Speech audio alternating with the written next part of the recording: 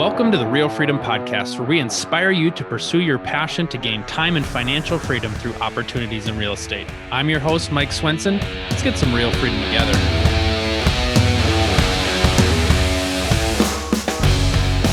All right, welcome everybody to another episode of the Real Freedom Podcast. I'm so excited here to have Curtis Kupfersmith here, and he's going to share with us about his journey.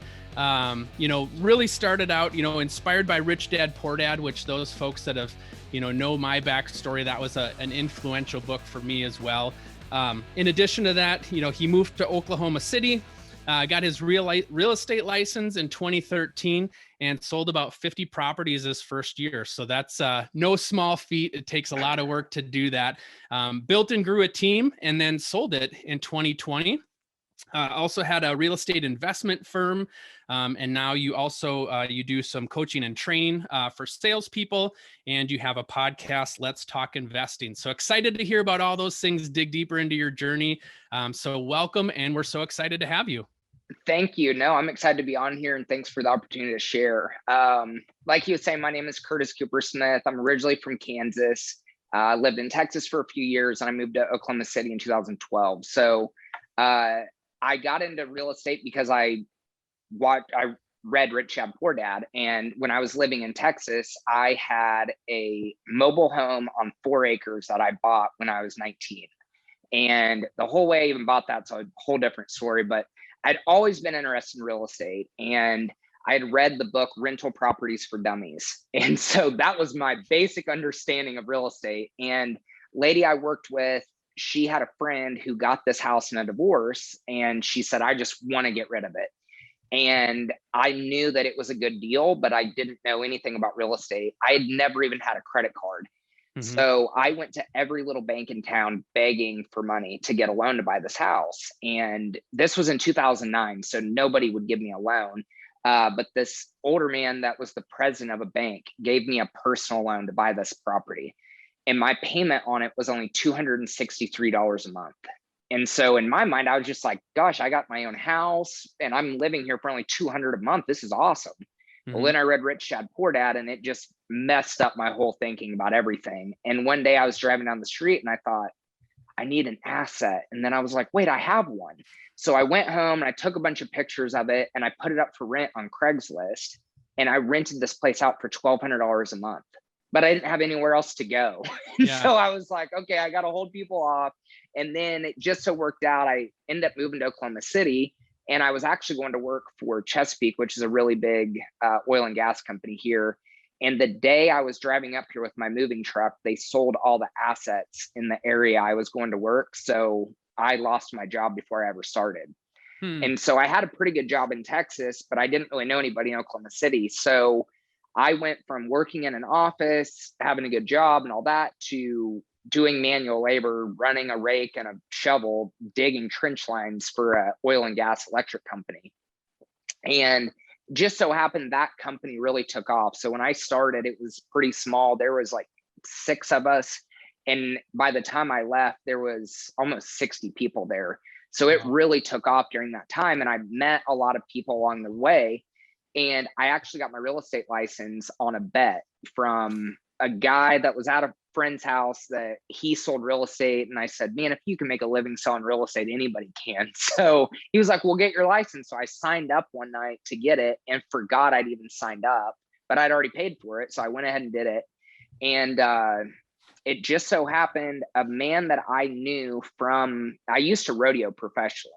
And a man that I knew from that industry, I ran into him at a gas station, and he sold real estate for Keller Williams. And he was like, man, if you have your license, you've got to join KW. And so I did. And that's when my life really changed more than anything. I always tell people, besides giving my life to Christ, Keller Williams changed my life more than anything.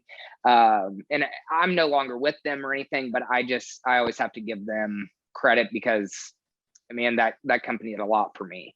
And so I got into real estate, and I hadn't lived in Oklahoma City longer than a year. And so I didn't really know anybody, and I just had to start from scratch. But I did a lot of open houses, just did anything I could to meet more people.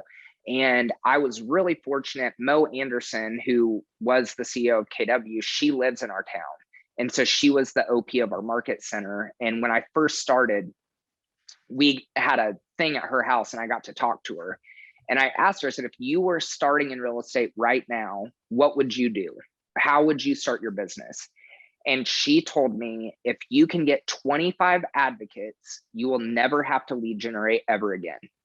And so that was my goal. I had a whiteboard and I wrote down 1 through 25 on this board. And I thought, all right, I need to get 25 people who are my like raving fans who will do anything they can to make sure I get business. And so it was really just building relationships with people that were like sincere relationships, not just to get business from them, not to try to get anything, but like, how can I help you? And in return, they help me out. And that was really the key to my business. Was I built relationships with a few people that really just had my back.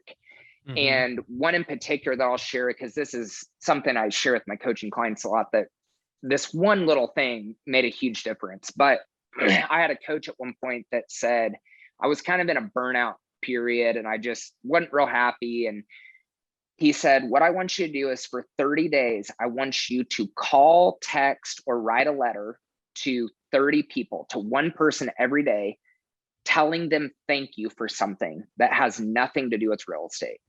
So just thank you for, you know, an impact you've had on my life, or thank you for anything. And if they're people you don't know, do not tell them you're in real estate. Don't give them a business card. It's just a straight up, you're being thankful. So I did this, and it was down towards the end of it. There was a man who he's a very big entrepreneur in our town. And I didn't know him personally, but one of my friends knew him pretty well. And so I wrote him a letter and I just said, look, you know, your impact is greater than you know, and you have made a big impact on my life and you don't even know me. And so I just want to tell you, thank you for that. And these are a few of the lessons I've learned from you without even knowing you. So I wrote him the letter, didn't even think anything about it. And about 2 months goes by and I get a call from him. And he was like, hey, you know, I got your letter and I want you to know that my wife read it. And she had been telling me for weeks, you need to read this letter. You need to read this letter. And he had come back from a funeral of one of his son's best friends had died. And he was real shook up about it. And his wife was like, you need to read this letter. And he said, I read that letter and it just, that's exactly what I need to hear in that moment. And I need to know what you do for a living. And I said, I sell real estate. And he said, you know, commercial, residential. And I said, residential. And he said, all right, you'll never have to worry about getting business again. And I never did. And that one letter that I sent that one guy literally set in motion the entire rest of my career. Every person that he introduced me to, I can track back almost every dollar I still make to this day because of that one letter that I wrote to that one guy. Mm-hmm. And so the point of that is that you're not writing these letters and, you know, being thankful to people and that kind of stuff to try to get stuff for him. I had no idea that that would happen. I mean, I was just doing this exercise. But what I will say is that you never know the actions that you're putting forward every day, what impact those can have later on in your life and later on in your business. But just because you're not seeing immediate reactions and immediate business coming back in from the things you're doing, keep going, because you never know which task you're doing is going to lead to something really big. So I sold regular real estate for a long time, you know, just people's residential properties. And I got into selling a lot of flip houses into 2015 and 16. That was mainly what I was doing. I was helping investors buy distressed houses. I was, you know, getting them in touch with contractors. I knew the whole process. I would help them design them, the whole thing. And then I would resell them on the back end. Well, one of the really big investors I was working with was doing a bunch of illegal stuff, and we found out about it, and it was a mess. And I lost 80 to 90% of my business overnight because of I had to release all the listings. I had to get rid of all that business. Well, a lot of the people that he was actually taking money from, they were reaching back out to me and they were saying, hey, we still have this money. We've got to buy properties. So I started helping them buy rental properties, and they just started sending me more referrals of more people they knew. And everybody that was buying these properties, they didn't live here. They all lived out of state. They lived mainly on the East and West Coast. So I started getting this huge influx of people wanting to buy rental properties.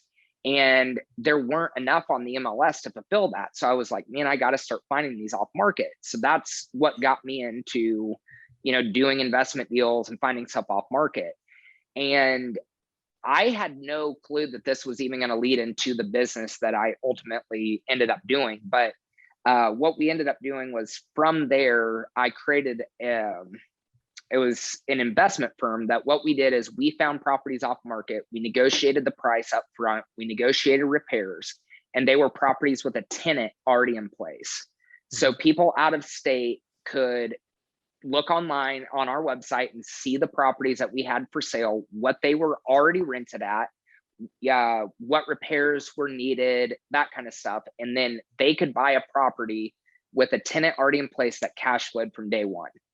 And that was the business that it ultimately ended up building. And I mean, it blew up really fast. The last year that I owned it was 2019. We sold 292 units like that. And they were all rental properties, all off market, that kind of stuff. So we weren't wholesaling, but we did wholesale some as well. And that's what kind of got me into the whole world of investment properties to begin with. And so between rentals, flips, all of that, I've either bought, owned, sold almost 1,000 rental properties or investment properties at this point. So I still wholesale to this day. I still do quite a bit of that. And a lot of my clients are either realtors or investors or people that are wanting to get into investing.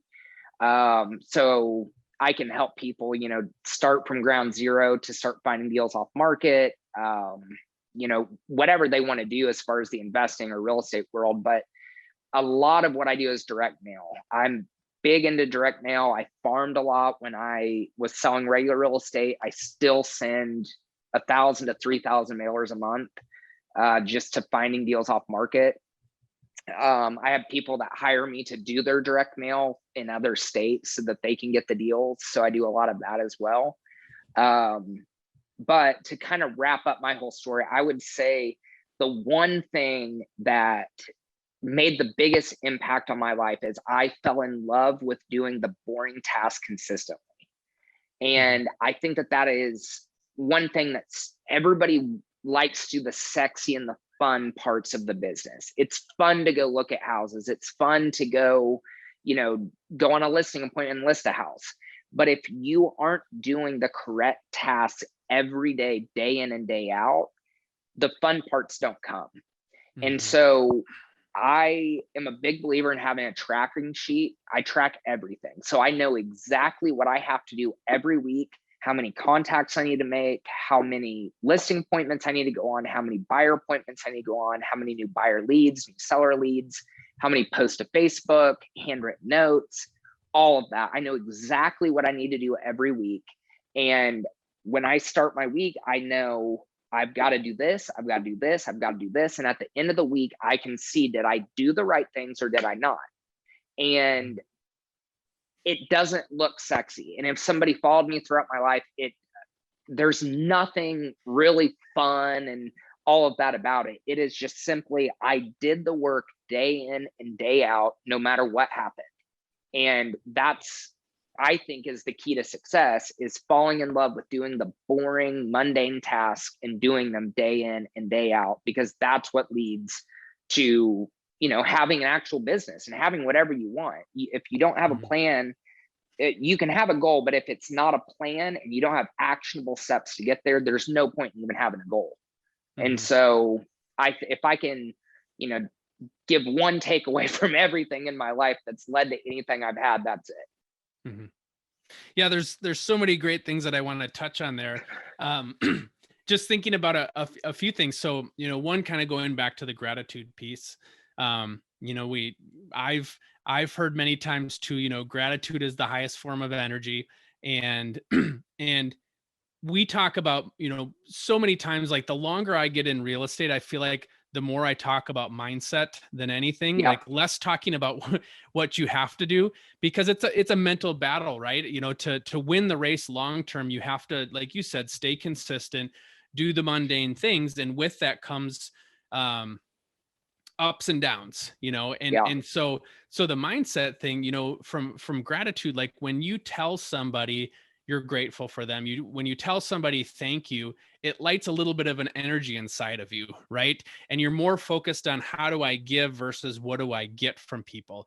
And so that's something that, we've all had times where we're better at it than others, and that was one thing that just kind of hit me between the eyes as you're talking about it. Like I talk about gratitude a lot, and yet I'm just thinking about, okay, when's the last time I've told somebody I'm thankful for them, or, I appreciate them? And so Yeah. I think, talking about that 30-day challenge is awesome. That's a great thing to do, because you're checking your mental well-being, and you're checking your attitude and saying like, hey, I can do better. I can be better.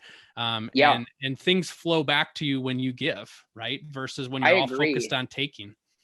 Yeah. And I think even, in my own life, the one thing through all the, from selling regular real estate to to doing investments primarily, then having the investment company, and then into coaching now, the one thing that I've stuck with is I have I use a journal every day that I write down my task list, what I need to do and all that. But at the top of every one of them, every day I have 1, 2, 3, 4, 5. And I write down 5 things that I'm grateful for. And that's the one thing that has stuck with me through every avenue of life, is just starting the day with those 5 things. And I think that is kind of like the cliche thing that everybody talks about now, is like, oh, you got to be grateful and list the things you're grateful for. But Mhm. in a practical sense, like I know in my own life that when I'm down, or like if I'm not in a good headspace, if I can make it a point to reach out to somebody and tell them I'm thankful for that, or I can just think about what I'm grateful for, it's a trigger for me to automatically kind of get me into a better headspace, because it's hard to be sad, it's hard to be depressed when you're thinking about what you're grateful for. Mhm. And so I think that like that is a big thing that is a kind of like a pull me back into the right headspace, is just to be grateful. Mhm. And it's not this big cliche thing. It's pretty simple, but if you can Mhm. actually do it, it makes a big difference. Yeah. Yep. Yeah, the other thing that I want to dig into a little bit is I know the people that love investing, right? Like the off-market deals piece is a big thing. So let's take at least a couple minutes and talk about that. Like you mentioned direct mail. Everybody says, "Well, I got to find off-market deals. I got to find off-market deals. How do I do that?" You mentioned direct mail. Let's just touch on that for a second. Like how did that grow for you, to where you're finding these things versus just what's showing up on the MLS?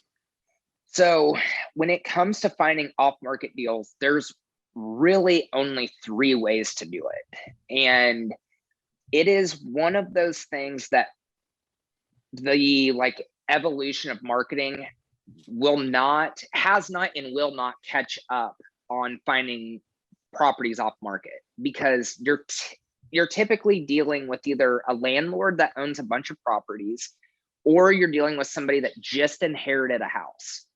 And so there's no amount of like online, social media ads or Google ads that are going to get you direct mail leads. I Yeah. mean, I have Let's friends that target do it. Facebook. Who had people that died in the past 6 months or 6 weeks, so that I can Yeah, go get those leads. Like you just can't do that. exactly. And I mean, I have a lot of friends that are wholesalers, investors all over the country, Mhm. and there's not one of them that gets direct mail or that gets off market leads online. They don't happen. So the Mhm. only 3 ways you have is you can do direct mail, you can cold call them, you can text them, which is kind of one and the same. And then the third way, which sounds absolutely crazy, but is doing commercials on TV or commercials on the radio or billboards. Those three things is all it comes down to. That's your only ways. Wait, one more on the third thing is you can do bandit signs. So like the signs that you see that, we buy houses or whatever. So you're kind of limited. And on every one of those avenues to find deals off market, it's expensive. It is not cheap to buy lists. It's not cheap to, buy stamps and mail things. It's not if you're texting people, it's extremely expensive because you've got to buy the list, you've got to skip trace them to get their cell phone numbers, and then usually you're paying somebody to send the text. And in order to send bulk text, you've got to have a ton of phone numbers. You have to change the wording. It's a lot. And then even cold calling, like typically anymore, you're paying other people to cold call them. So when you're starting out, you can do it, but you're still buying the list. Cold calling is really the cheapest, but kind of the least effective way as well. And so when you're doing direct mail, what I found is typically people, when they're starting out, they want to send postcards because postcards are substantially cheaper to send than a letter itself. There are some postcards that will work, but what your goal is to tap into offering these people more than one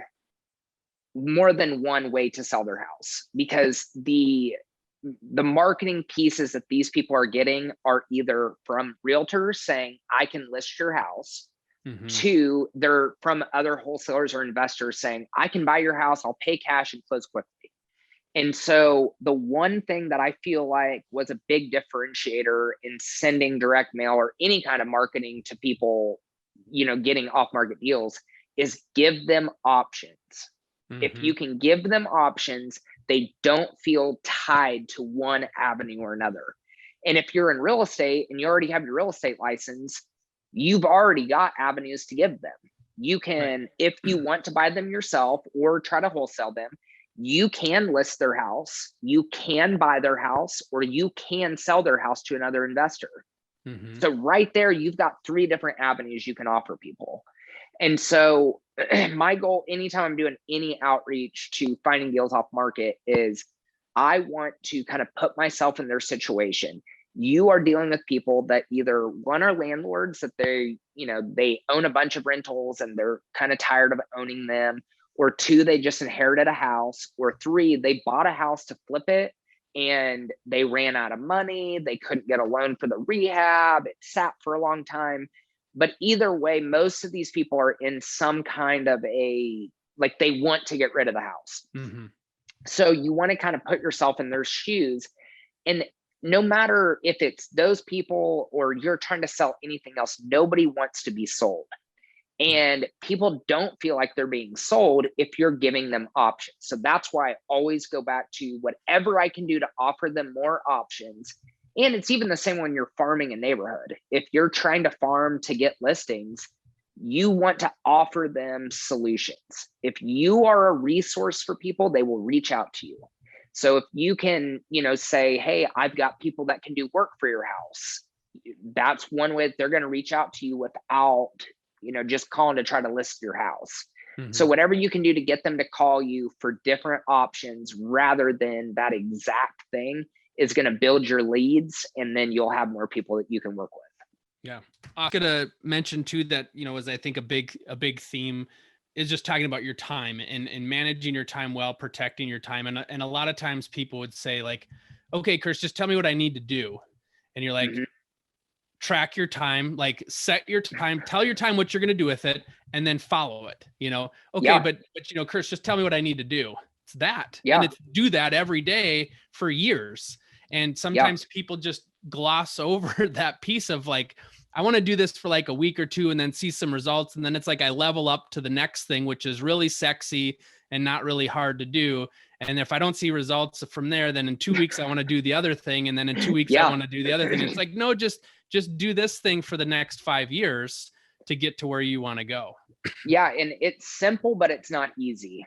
And I think that people get caught in this trap of they've gone so long without being able to control their time and gone so long with just feeling like they're just being pulled in a million directions that becomes their reality, and they don't even think there's anything wrong with it, and they don't feel like there's a way out of it until they get to a breaking point and they're just like, I can't do this anymore. Like, I am just pulled everywhere. I don't have any control. And so when people get to that position, they typically just quit a bunch of things. They start throwing things away. They're like, okay, I can't be in a relationship anymore, or I can't have this business. They just start throwing it away. When in reality, if you're intentional about your time, that's the first piece of it, is you've got to choose that I'm going to be intentional about my time. And so I just did a podcast, but I'll break it down really quick. But the 5 things that I always tell people is, 1, you've got to control your mornings and your evenings. If there is at least a few hours of the day to start out that you can control, you are doing way better than 90% of people in America, because most people do not have any control over their time at all. And it's not that people are being rude or whatever, but if you let people, they will control your time if you don't know how to say no. So that's the second thing, is learn to say no. Everything you say no to, or everything you say yes to, you're saying no to something else. So if you say yes to going on a listing appointment at 7:00, you are saying no to spending time with your wife, kids, your family, whatever. And so the more you can think about, do I want to do this? Yes or no? And then 2, could I do this at a different time? And so that kind of leads into number 3, is choosing up front when you want to do things. So what I mean by that is, okay, if you're in real estate, you know that you've got to make follow-up calls and texts. You know that you've got to go on listing appointments and show buyers. You know you're going to have to, you know all the things that you've got to do. So decide up front when you ideally want to do those. So for me, that was, the mornings were the time that I did stuff in the office, and the afternoons were when I could go on appointments. So if I had a buyer call me and say, hey, can I go look at this house? Can you go show me this house at 10 a.m.? Man, I'm sorry, I've got an appointment at that time, but I could show you in the afternoon. You are technically saying no, but you're still doing what you need to do. You're still taking care of your clients. You're just doing it on the time that you have chose to do it, instead of when they chose to do it. Number 4 is no lunch appointments. If you can stop going on lunch appointments, you will automatically gain back another 2 hours of your day automatically. Lunch appointments take up more time than anything else you can possibly do. And I know when I first started, most people I wanted to meet with wanted to go to lunch. And so what I learned to do was say, hey, I've got an appointment at that time, but I could go meet you for coffee in the afternoon. You're still doing, you're going to accomplish the same thing, but you're saving that time for yourself. And then number 5 is, if it is important to you, it's important enough to schedule. And so everything needs to be on your calendar. And I think that people hear that and they think, that sounds too rigid. That sounds too strict, too rigid. I don't want to do that. I don't mean that you have your day scheduled down to 15-minute increments. I mean that if it's important to you, put it on your calendar to do. So that includes personal time. That includes going on a date with your significant other. That includes spending time with your kids. It includes when you will start answering your phone and when you stop answering your phone. For people in real estate, that's a huge deal. I mean, we could be on the phone 24 hours a day if we let ourselves, but if you choose up front when you want to do those things and when you don't want to do them, you can gain back a lot of your time. So just by simply doing those 5 things, the goal is to control as much as your day as possible. You'll never be able to control every single minute of every hour of your day, but you want to be able to control as much as you possibly can. And if you can control your time, you can control your day, which if you control your days, you control your life. Yeah. Awesome. So let's talk just for a minute then about the future. So talk to me about kind of some goals you have, where you want to go. I mean, all this work that you're putting in is leading to, time freedom, financial freedom, whatever that might look like. What's it look like for you? So even when I first got into real estate, I hired a coach within the first year. And before I got into real estate, I team roped professionally. I rodeoed and I taught lessons and did stuff like that. And so I love teaching that stuff. And so when I got into real estate and I realized the impact that I could make if I could help people do this, that's what I wanted to do. And so in building everything, I knew that I couldn't help people if I hadn't actually done it. And so I knew that I wanted to build a business, get into this so that I could really learn it, know what I'm doing, and then from there be able to help other people do it. So I've been coaching people for a couple of years now, even before I had sold my company, just kind of on the side. I did it here and there. But for me, I never want to be tied down to just one income stream. And so even with coaching, like right now I have 17 coaching clients right now. And so that's a pretty good amount for me. I mean, I could take on a couple more, but I'm content with what I have right now. And then I still wholesale, and then I also day trade. So I do a lot of different investing stuff, which is what I like to do. I like to be able to control my time as much as possible, kind of like what we just talked about. And so for me, and what I like to do is in the future is I want to just continue building more streams of income that take less and less of my time. That's the ultimate goal for me. And so as I make more money, it's all about where can I invest that money so that it continues making money for me without me working for it. And so overarching goal wise, number one, I love helping people, and I love being able to teach people stuff that I had to learn the hard way, that I went through really hard lessons so that they don't have to go through the same kind of crap that I went through. So number one, that will always be something that I want to do. I love helping people. I love doing the one-on-one coaching, but I would also ultimately like to have more of a group coaching setup as well, to where I have more of a group and then plus the one-on-one. And then the other thing is just continuing to add more investment income strategies to my life that are working for me when I'm not actually putting money into them. So that's awesome. Big goal. That's it. Yeah. Cool. Well, I appreciate you coming on and sharing with us. For those folks that want to learn more or maybe reach out to you because something resonated, how can they get a hold of you, Curtis? Facebook or Instagram. My last name is spelled weird, but it's Curtis, and then my last name is Kupfersmith. So if you look me up on Instagram, Facebook, anywhere, I'll pull up there. And then my website's just myname.com. So Instagram or Facebook's probably the easiest way to reach out to me, and happy to help anybody that has any questions. If I can help in any way, I'm here for you. Awesome. Well, I appreciate your attitude, your willingness to give back and share your story. And it's been phenomenal. So thanks so much for coming on. We really appreciate it. For sure. Yeah, thank you for the opportunity. I'm really excited about it. And thanks a bunch for having me on.